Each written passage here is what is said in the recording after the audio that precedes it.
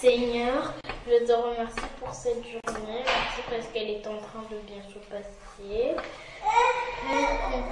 Qu'on puisse bien étudier et bien comprendre. Fait qu'on puisse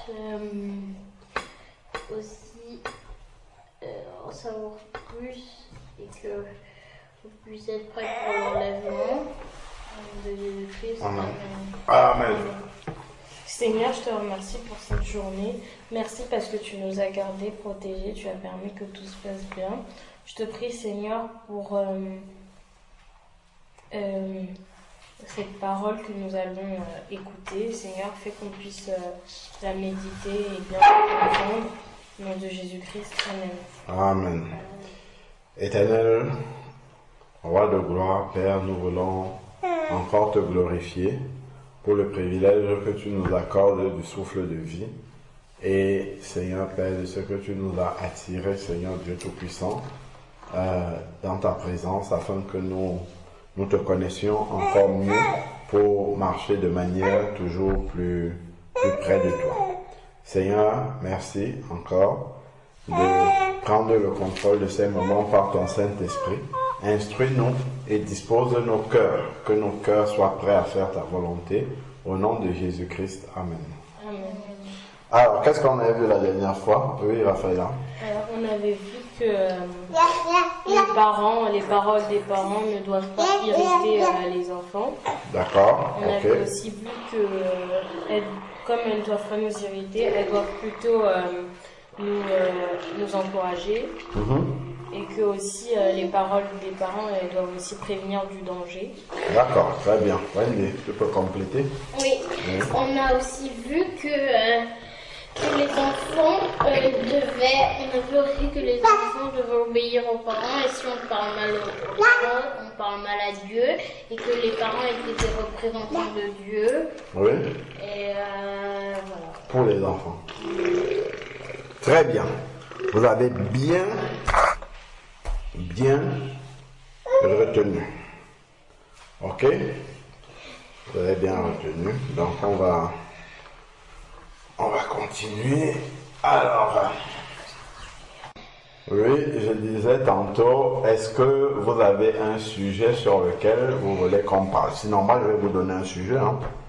Mais après, si vous avez un sujet sur lequel vous voulez qu'on parle,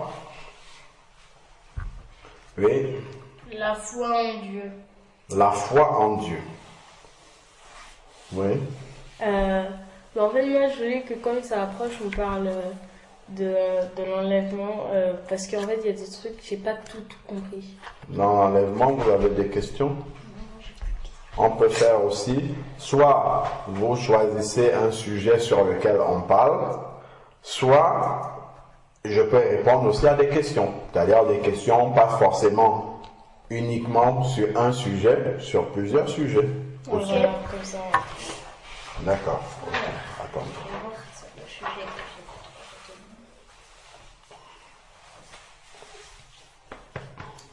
Alors, donc, avant qu'on ne parle que je ne prenne vos questions, moi je veux vous parler d'un sujet, un petit, bon, c'est un sujet, mais on ne va pas développer pendant très longtemps, mais ça vient de me venir à l'esprit, on va parler dessus et après, on va passer aux questions-réponses, pas forcément sur ce qu'on va partager, mais des questions-réponses sur que vous avez sur la Bible, sur la marche chrétienne et d'accord? Donc, on va voir. Alors, on va partir d'un verset. On va partir d'un verset de la parole.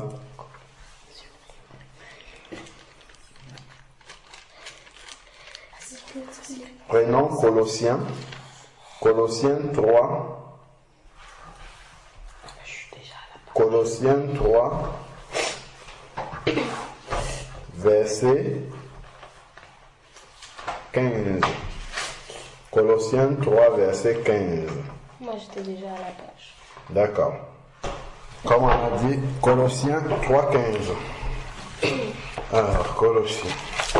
C'est l'une des dernières l'épître de Paul avant les Thessaloniciens, juste avant. Alors, Colossiens 3, verset 15. Tu veux lire? Oui. Oui.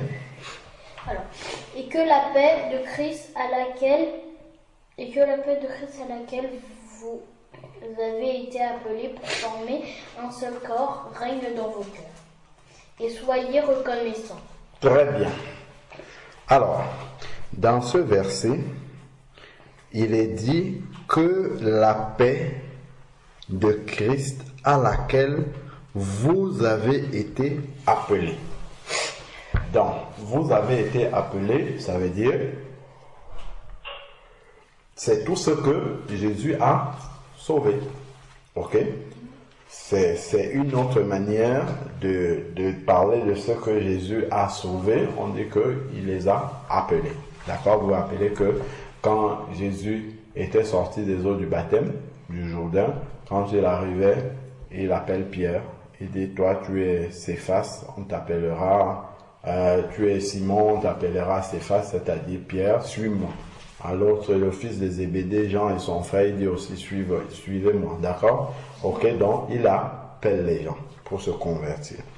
Et alors maintenant, il dit que nous avons été appelés à être en paix. Donc, la première attitude d'un enfant de Dieu, c'est qu'il est en paix. Donc, la paix, c'est contraire à l'inquiétude. Inquiet, c'est quand on est dans l'incertitude. On ne sait pas. Et demain, est-ce que je vais me réveiller en bonne santé? Demain, est-ce que je vais pouvoir manger? Demain, est-ce que ma voiture va marcher? Demain, est-ce que... Donc, on peut se faire beaucoup d'inquiétudes comme ça, d'accord? Mais un enfant de Dieu doit être en paix. Il ne doit pas avoir d'inquiétude.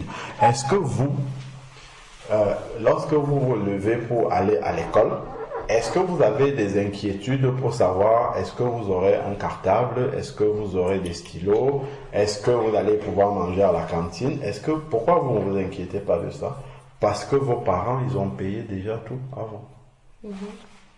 D'accord? Ça peut arriver des enfants qui ont des parents qui n'ont pas payé, tout ça, qui n'ont pas les moyens de payer. Oui, ces enfants-là peuvent être inquiets. D'accord? Mais vous avez des parents dont vous avez la certitude qu'ils ont payé déjà vos fournitures scolaires, ils ont payé votre cantine, ainsi de suite. Donc, vous ne vous inquiétez pas. C'est comme ça que Dieu voudrait que nous soyons avec lui. Qu'on ne s'inquiète pas parce que lui, il a déjà pourvu pour tout. D'accord? Donc, si tu vas à l'école et qu'on te dit, par exemple, la dernière fois, il te fallait un compas, est-ce que ça va t'inquiéter? Non. Tu vas juste arriver, tu vas dire aux parents, la maîtresse a dit qu'il faut amener un compas et tu ne te poses même pas de question de savoir est-ce que tes parents vont pouvoir t'acheter un compas. Tu ne te poses même pas la question parce que pour toi, c'est évident qu'ils vont t'acheter un compas si tu leur dis que tu as besoin d'un compas. Vrai ou faux? C'est comme ça que Dieu, qui est notre Père, voudrait que nous soyons aussi avec lui. Si on a un besoin, de la même manière que quand tu es rentré de l'école, pour toi avoir un compas n'était pas un problème dans ta tête. Tu sais que dès que tu vas nous dire que la preuve c'est que tu étais venu le soir là, ton compas ne fonctionnait plus, je suis parti t'acheter un compas le même soir et puis tu as eu le compas, tu vois. Donc c'est comme ça que Dieu voudrait que nous soyons. Quand il dit la paix à laquelle nous avons été appelés, la paix c'est vraiment être dans la quiétude, on dit, c'est-à-dire dans l'insouciance, même pas insouciant insouciance dans le sens du contraire de l'inquiétude. Ok? C'est-à-dire qu'on ne se soucie pas des problèmes, des difficultés, ce n'est pas qu'on n'en a pas. Mais on ne se soucie pas de ça. Pourquoi? Parce qu'on sait que Dieu va les résoudre. De la même manière que tu ne te soucies pas du fait qu'en quittant l'école, pour revenir à la maison, tu n'as pas de compas ou de rapporteur ou d'équerre. Parce que tu sais qu'il suffit juste que tu dises à papa ou à maman, tout de suite, ils vont te trouver une équerre, un compas ou ce dont tu as besoin. D'accord? Donc, vous écrivez. Chaque enfant de Dieu doit avoir la paix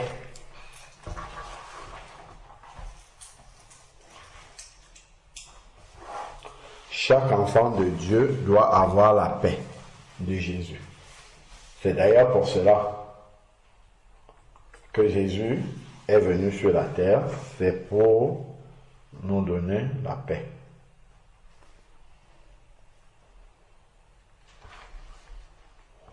Donc, qu'est-ce qu'on a dit, nous? Chaque enfant de Dieu doit avoir la paix. Oui, chaque enfant de Dieu doit avoir la paix. Vous notez, Colossiens 3,15. C'est la première partie. Chaque enfant de Dieu doit avoir la paix, c'est-à-dire qu'il ne doit pas se soucier, il ne doit pas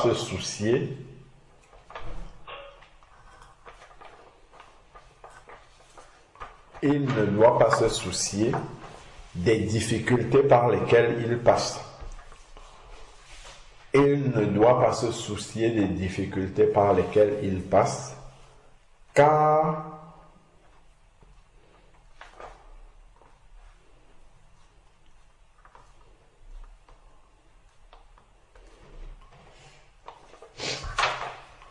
alors, qu'est-ce qu'on a dit?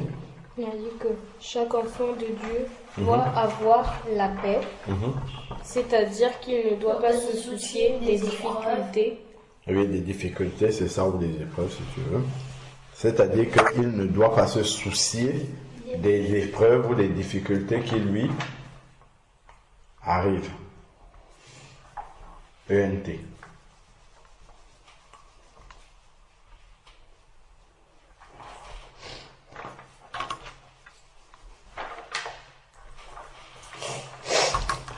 Il ne doit pas se soucier des difficultés qui lui arrivent, car Dieu prend soin de lui. Car, arrive? Non. virgule, car Dieu prend soin de lui.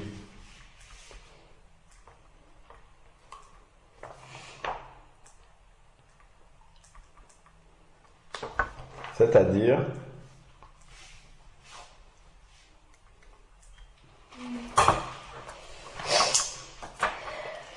alors,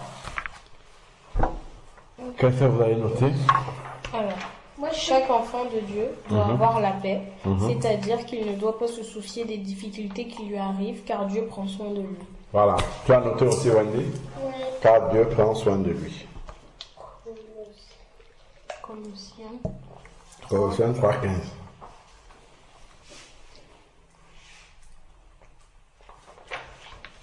Point.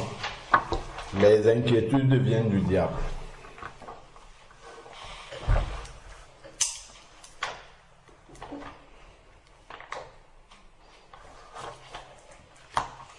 Comment on écrit inquiétude? I-N.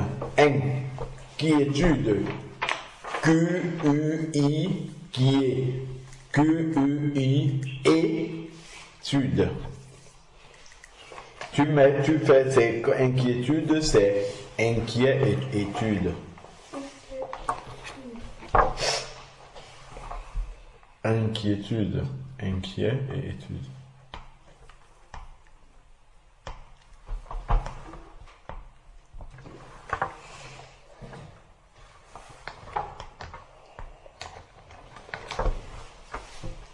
Alors, où est-ce que vous en êtes? Moi, j'en suis aux inquiétudes individuelles.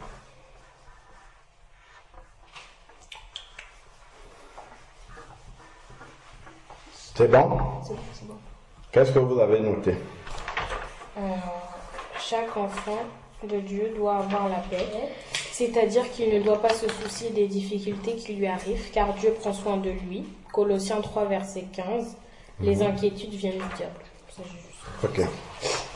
Dans Colossiens 3, verset 15. Donc, on va lire la suite. Non, tu attends.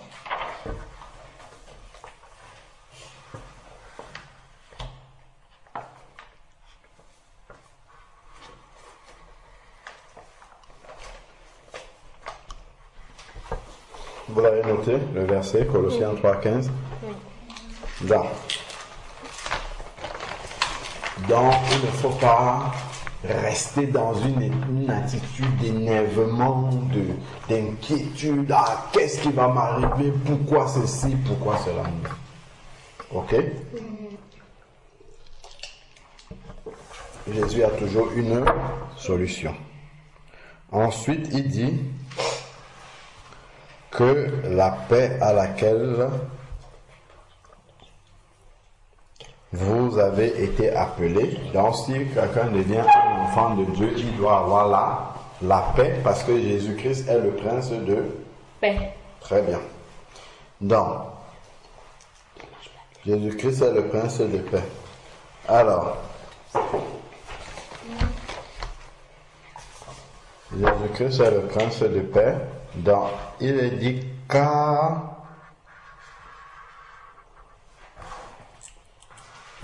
alors que la paix de Christ à laquelle vous avez été appelés, dans quel but? Pour former un même corps.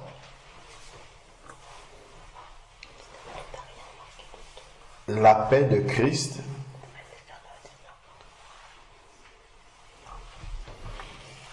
que la paix de Christ à laquelle vous avez été appelés pour former un seul cœur, un seul corps, règne dans vos membres. Que la paix de Christ règne dans vos membres. Et ensuite, il dit, soyez reconnaissants. Voilà, Dieu aime la reconnaissance. Vous notez. Dieu aime la reconnaissance. Dieu aime que nous soyons reconnaissants. Dieu aime la reconnaissance. Il hait l'ingratitude. C'est le contraire de la reconnaissance. Il aime la reconnaissance et il hait l'ingratitude. C'est-à-dire quand on ne reconnaît pas que Dieu est bon. Il y a des personnes qui ne reconnaissent jamais qu'on leur a fait du bien.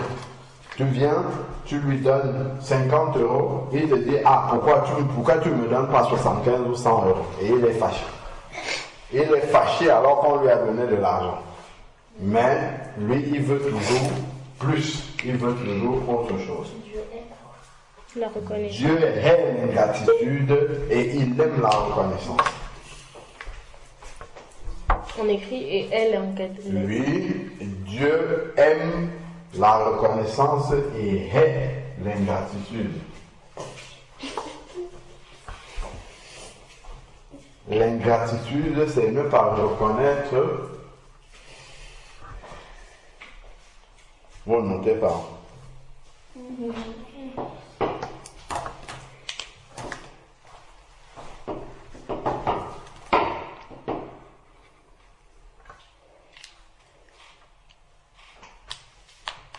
Dans l'ingratitude, Dieu est l'ingratitude. Donc ensuite on a dit, Dieu aime que nous soyons reconnaissants, c'est-à-dire que nous revenons vers lui. Vous mettez reconnaissance, c'est-à-dire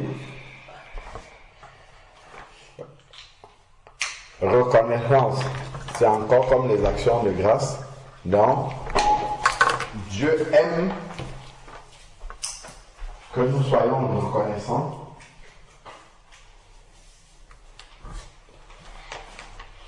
C'est-à-dire que nous reconnaissions les bienfaits. La reconnaissance, c'est ça. C'est-à-dire que nous reconnaissions les bienfaits. Que nous reconnaissions les bienfaits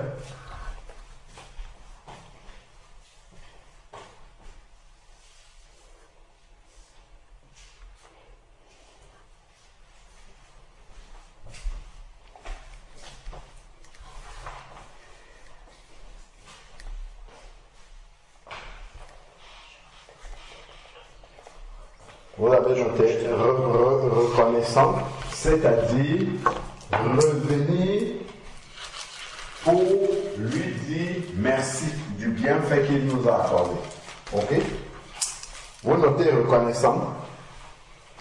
Qu'est-ce que vous avez noté? Moi j'ai noté Dieu est la reconnaissance. C'est-à-dire que nous reconnaissions les bienfaits.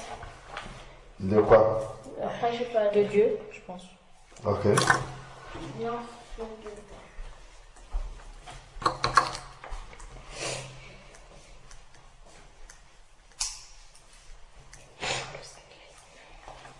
Donc Dieu aime les cœurs reconnaissants. Dans virgule au point.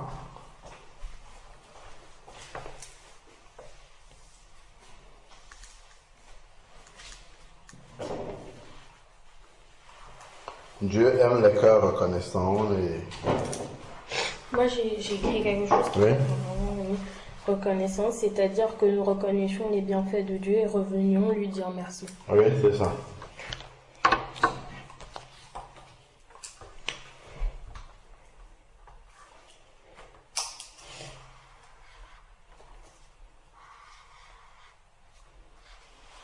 C'est bon? Oui.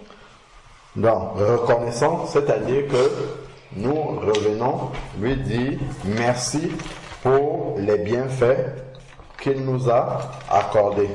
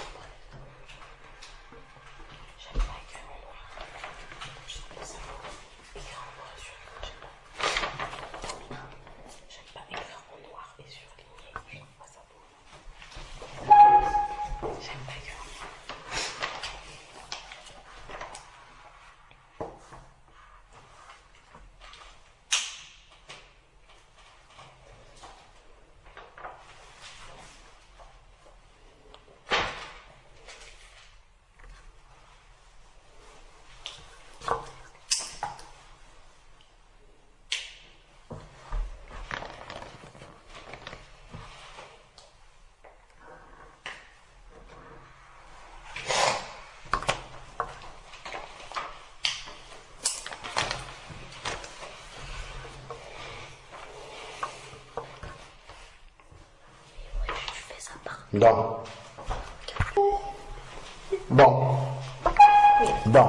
reconnaissant. On a dit que Dieu aime que nous soyons reconnaissants, c'est-à-dire que nous revenions lui dire merci pour les bienfaits qu'il accorde dans nos vies. D'accord?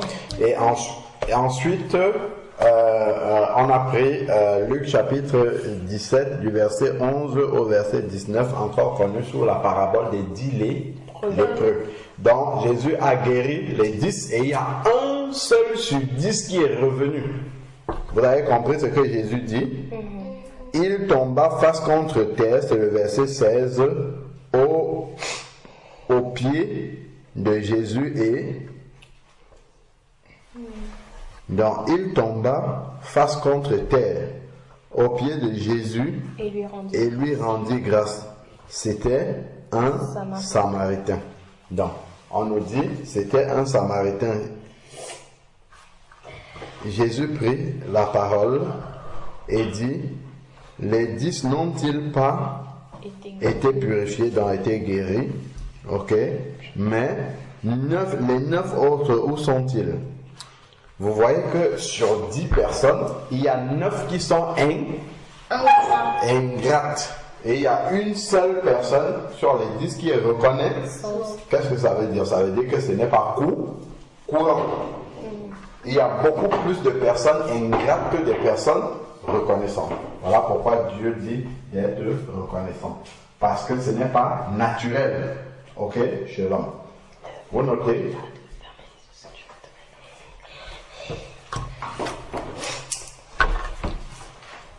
Vous notez dans la parabole des 10 lépreux, sauf un sur 10 est revenu dire merci à Jésus et rendre grâce. Dans la parabole des 10 lépreux, un seul est revenu rendre gloire à Dieu. Dans la parabole des 10 lépreux, un seul est venu. Je vais lui dire merci à lui.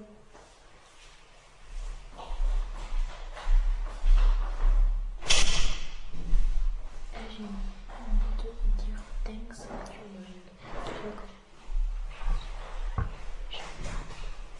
Dans la parabole des 10 lépreux, un seul est revenu pour dire merci à Jésus. Entre parenthèses,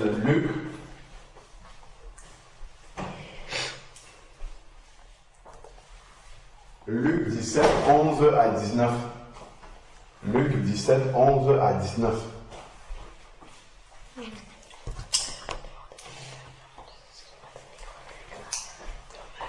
11 à 19.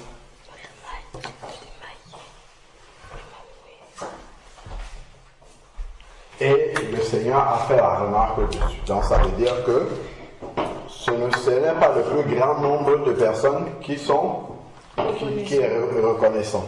Ok? Donc ça veut dire que dans le monde entier, une seule personne sur 10 est reconnaissante. Oui, de manière générale, oui. Même pas la moitié. Reconnaissant, il reconnaît les bienfaits que quelqu'un lui a fait. Ok? Donc, Dieu aime que l'on soit reconnaissant. Donc, il faut toujours penser, quand tu viens, ce n'est pas Seigneur, oh, garde-moi tout au long de cette nuit, je veux bien dormir, à demain, au nom de Jésus-Christ, Amen. Non. Tout ce que Dieu a déjà fait pour toi dans la journée, tu balais ça du revers de la main.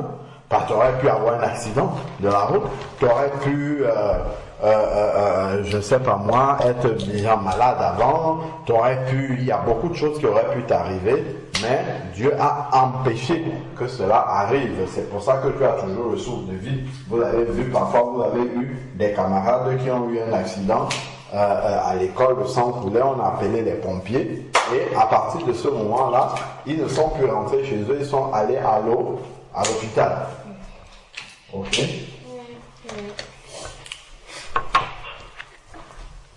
Voilà, donc il faut toujours prier pour rendre grâce à Dieu pour tout ce qu'il a fait pour vous dans la journée ou même depuis que vous le connaissez. Ok? Donc, un seul des 10 lépreux est revenu pour dire est revenu pour dire merci à Jésus. Voilà, c'est ça. Ok, donc on va s'arrêter là pour, j'avais dit que je n'avais pas été très long. Donc être reconnaissant. Voilà, être reconnaissant à Dieu. Les sujets de prière. Alors, les sujets de prière dessus, naturellement. Être reconnaissant, ne pas être ingrat. Voilà, que Dieu nous aide à ne pas être reconnaissant et à ne pas être ingrat. Et non d'être ingrat, très bien, on est bien formulé.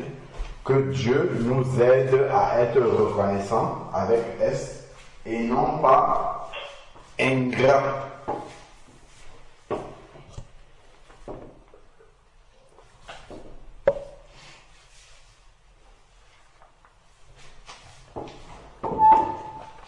Et non pas ingrat.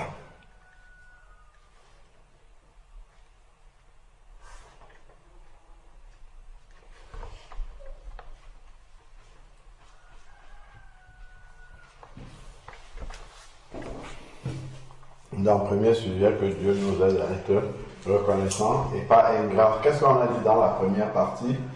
Et que Dieu nous aide à être en paix tout le temps. Ok? Donc tout cela, la reconnaissance, il va être difficile d'être reconnaissant si tu n'es pas en paix. Si tu es troublé dans ton cœur, tu penses beaucoup, tu t'inquiètes pour des choses, et ainsi de suite, ça va être difficile d'être reconnaissant. Pourquoi? Parce que lorsque tu es reconnaissant, ça veut dire que tu as déjà, la joie d'avoir bénéficié d'un bienfait. Donc tu peux considérer tes bienfaits. Alors que celui qui est ingrat, il voit toujours tout ce qui n'a pas encore été fait. Ok?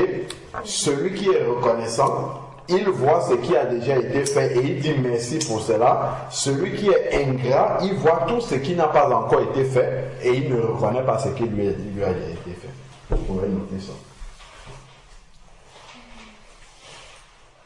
Celui qui est... On avait déjà On avait déjà commencé à écrire les sujets de prière. Oui, mais c'est pas grave, on complète, après on va finir les sujets de prière, c'est pas grave. C'est un dernier volet qui me revient. Donc,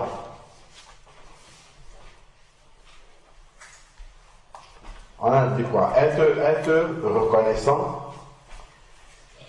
On avait dit dans la parabole des 10 lépreux, un seul est venu dire merci à Dieu. Oui, donc être reconnaissant, c'est déjà réaliser les bienfaits de Dieu dans notre vie. Quand les bienfaits de Dieu, mets-les tous devant tes yeux, tu verras en adorant combien le nombre en est grand. Être reconnaissant, c'est déjà...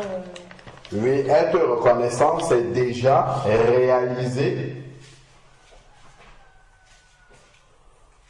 C'est déjà réaliser les bienfaits de Dieu. Être reconnaissant, c'est déjà réaliser les bienfaits de Dieu.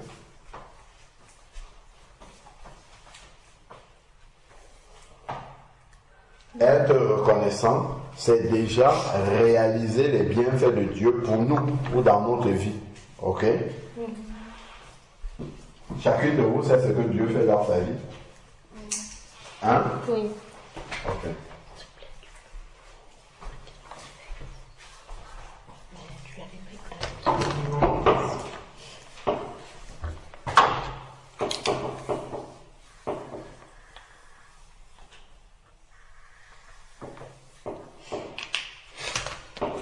Donc, être reconnaissant, c'est déjà réaliser les bienfaits de Dieu pour nous. Or, être ingrat, et vous écrivez, or, vous avez noté jusque-là, oui. Être reconnaissant, c'est déjà réaliser les bienfaits de Dieu pour nous ou dans notre vie. Virgule.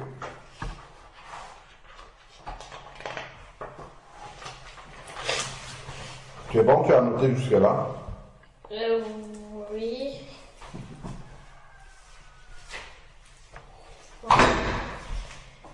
Être reconnaissant, c'est déjà réaliser les bienfaits de Dieu dans notre vie, alors que être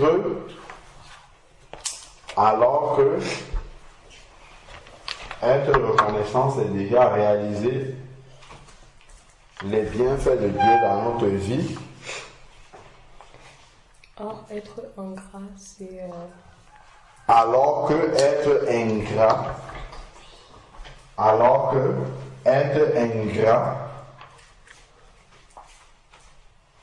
c'est réaliser ce que Dieu n'a pas encore fait ou tarde à faire dans notre vie. Voilà comment un ingrat est. Ah, papa, parce que tu as acheté ça à Raphaël, pourquoi tu ne m'as pas aussi acheté? Et si papa dit, ben non, c'est pour Raphaël seulement. Ah, papa, il est égoïste. Il est égoïste, tu oublies que tu as toute une penderie comme ça de chaussures, de vêtements, que papa, le même papa qui est égoïste aujourd'hui a acheté. Ça, c'est l'ingrat. Être ingrat, c'est avoir les yeux fermés sur ce que Dieu a déjà fait. Ah, c'est ça, vous notez. Hein? Je vous donne. Comme ça, ce qui me vient, et puis vous écrivez. Donc, être reconnaissant, c'est déjà réaliser les bienfaits de Dieu dans notre vie ou pour nous.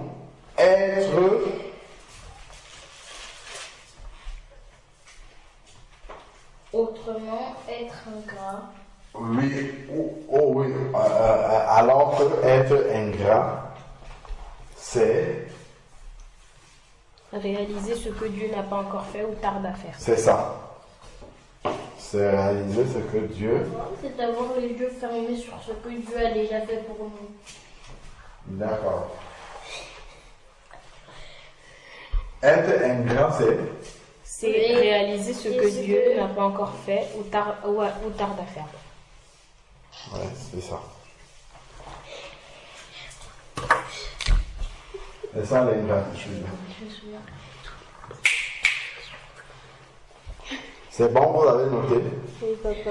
Bon, donc, dans le sujet de prière, on avait parlé de la paix, d'accord? Et on disait que si tu n'as pas d'abord fait le deuxième sujet,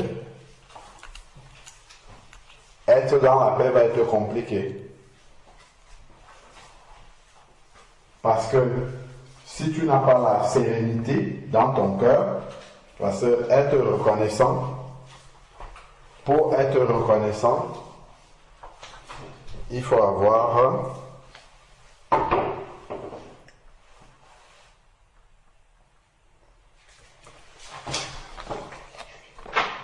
c'est bon, vous avez noté. Être reconnaissant, c'est déjà reconnaître les bienfaits de Dieu dans pour nous. notre vie, alors que être ingrat, c'est réaliser ce que Dieu n'a pas encore fait ou tarde à faire. Voilà, pour nous.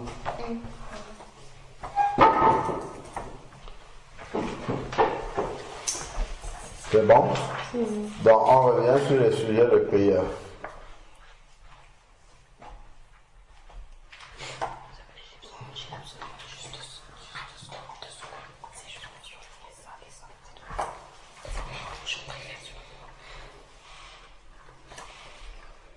D'accord.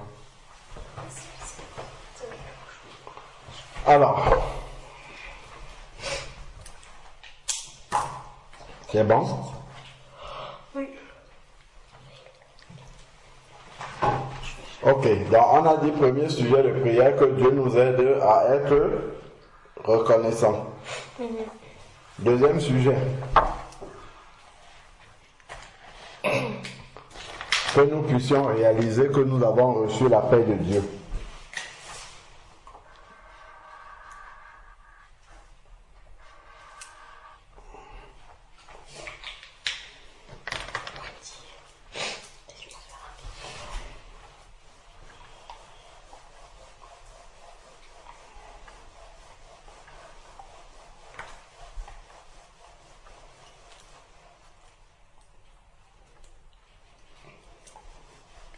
C'est bon pour vous, deuxième sujet de prière, c'est que Dieu nous aide à être en paix, à garder la paix. Ok?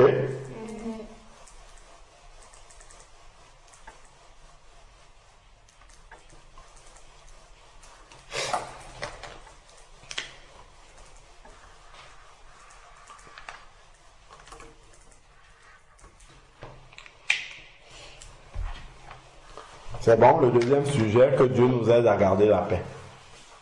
Ok? Quelles que soient les circonstances. Parce qu'il y a des circonstances qui peuvent nous faire perdre la paix de Dieu. Ok? On va commencer à s'inquiéter, on va commencer à se dire, ah, et si, et ça, et si, et ça. Donc ça, ce n'est pas bien. Ok, donc vous allez prier chacune pour les deux sujets. On entend Wendy.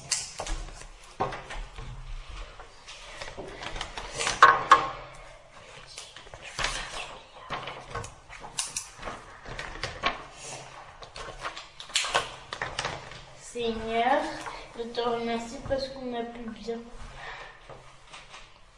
partager la parole. Fais qu'on puisse Oui. à être reconnaissant et Pourquoi tu rigoles? non ingrat et que tu nous aides à avoir la